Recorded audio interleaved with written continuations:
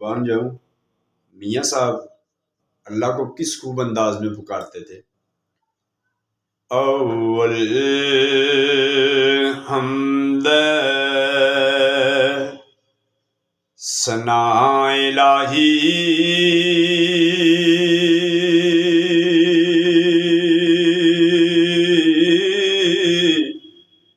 ते जो मालिक हर हर दा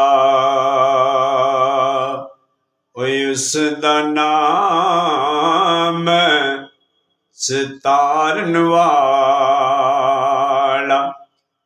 किस मैदान नहीं हरदा।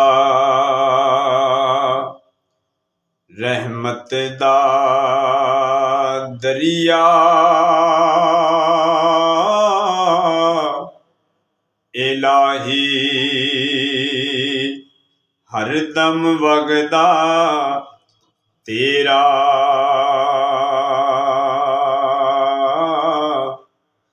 जे एक कतरा रहमत बख्शे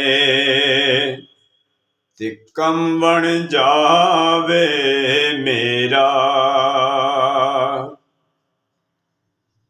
जे मैं वेखां अमला वल्ले कुछ नहीं मेरे पल्ले।